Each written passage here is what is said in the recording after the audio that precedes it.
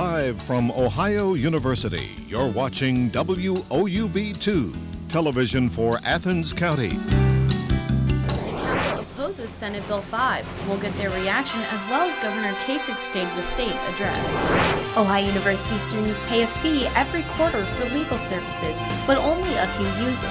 So what does that money go toward? And it's Fat Tuesday. We'll show you the latest from New Orleans Mardi Gras celebration. These stories and more coming up on Athens Midday.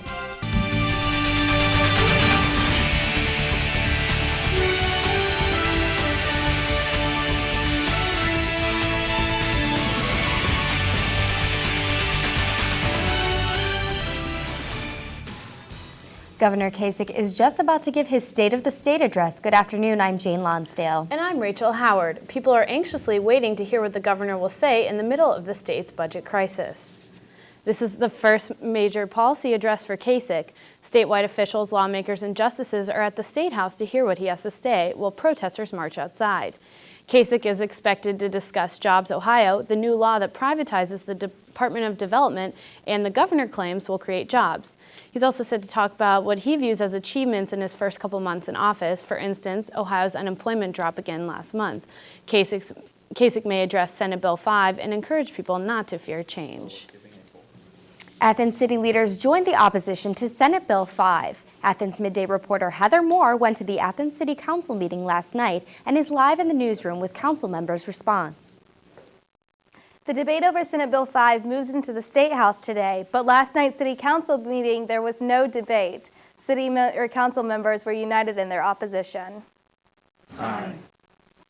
A resolution sponsored by all City Council members and the mayor explains that Athens does not support the bill. The City Council will send copies of the resolution to the majority and minority leaders of the House and the governor's office. Well, honestly, I don't believe that it's going to change minds in Columbus. You know, it is conceivable that if they received a blizzard of paper, somebody might reconsider their vote.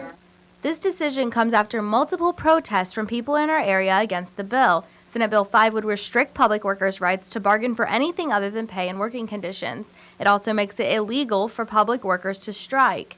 So when government budget cuts means cutting the pay of public workers, they'll only have limited ability to do anything about it. And have to argue with people to say, I'm cutting your wages. But if they have no collective rights, bargaining rights, then you can do whatever you want.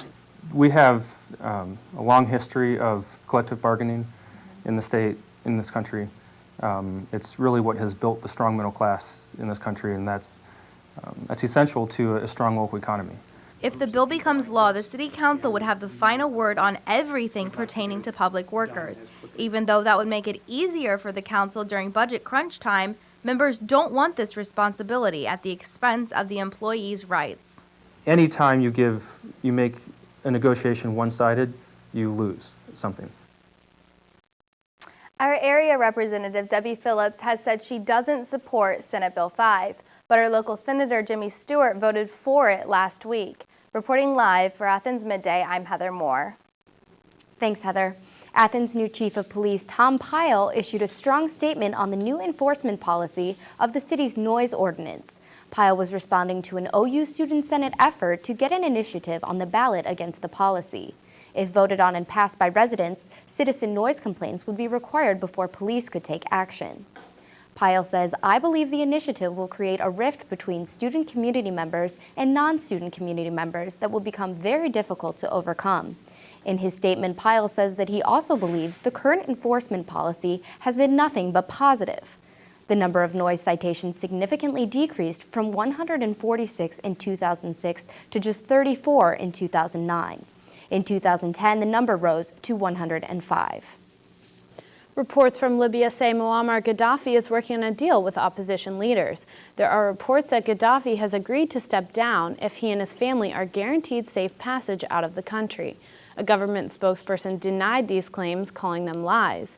Gaddafi continues to take aim at rebel strongholds. Pro-government forces have been bombing Ras Lanuf from the air, a key town held by rebels. Gulf states are asking for a no-fly zone to be imposed as fighting continues. Police in Spain found the body of a missing U.S. college student early this morning in Madrid. 22-year-old Austin Taylor Bice's body was found in a river. He went missing more than a week ago. Bice was last seen by friends when he left a nightclub alone.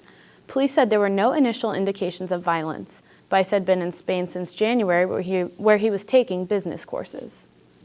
Well, the race to space is over for Space Shuttle Discovery. The shuttle will return to Earth tomorrow from its final mission. NASA's oldest and longest-serving shuttle was taking equipment to the space station. To celebrate the last mission, astronauts were woken up by a live band this morning.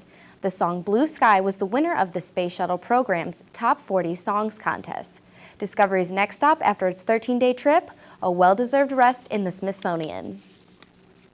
And are you trying to discover what smartphone system may be the most popular on the market? According to a recent survey, the Android smartphone has passed up BlackBerry and is now the most used operating system. 1 in every 3 smartphones now operate under the Android system. BlackBerry comes in a close second and controls 30% of the market. It is down more than 10% from just a year ago. Apple's iPhone is third in the smartphone race. Weekend rain can't stop this party. Bourbon Street is filled with people celebrating Mardi Gras in one of the biggest celebrations New Orleans has seen since Hurricane Katrina. The partying started over the weekend, but heavy storms canceled some of the festivities. Parades started at sunrise today and go until midnight when the Christian season of Lent begins. Ohio University buyout meeting started yesterday. Find out how many employees have signed up to talk about their options. And OU students pay a legal fee every quarter. But where does that money go? That story is coming up next.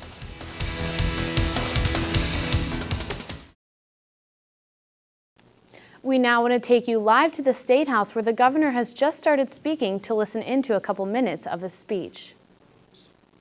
Folks, we've lost 600,000 jobs in the last 10 years. Let's think about this. Only California, which has completely lost its way, and Michigan, which has been devastated by the auto industry, have lost more jobs. Only California and Michigan have fared worse than our beloved Buckeye State. And of course, we've lost more than 400,000 jobs over these last 4 years. Things have been accelerating. As a result, we have experienced unacceptable levels of poverty and homelessness. I can remember during the campaign going to Ashtabula County, having a young girl walk up to me and say, "Mister, please don't tax my eggs. I go door to door and this is how I make a living. Please, mister, don't break my business." You don't forget that. Young people, our kids and our grandkids are leaving this state for better opportunities. 1/3 of Ohio college graduates are leaving this state within 3 years of graduating. Our best and our brightest, our seed corn, have decided that they need to go somewhere else to realize their hopes and dreams. That's a terrible situation. Too many of our successful entrepreneurs... The governor's speech at the end of the newscast, and have a complete wrap-up with local reaction tomorrow on Athens MidDay. Informational meetings started yesterday for Ohio University employees to ask questions about the early retirement and buyout program. According to the Post, more than 100 employees are already signed up to meet with staff from Human Resources to discuss their options. More than 260 employees are expected to participate in the program, which could help the university save up to $13 million a year. More students at Ohio University pay a small fee each quarter to make legal services available for students. Athens MidDay reporter Leah Fry is here live. And Leah, you looked into exactly where all of that money is going. That's right. The Center for Student Legal Services gets more than $300,000 a year from student fees, but only about 5% of students will ever use the legal help they pay for. So where is all that extra money going?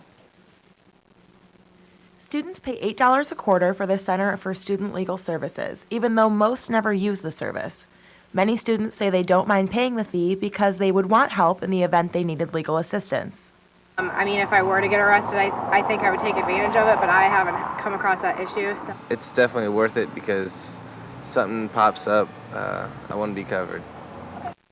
Heidi Sosha is the program coordinator for Student Legal Services. She says students can waive the fee, but if they get in legal trouble, it will cost them a lot more.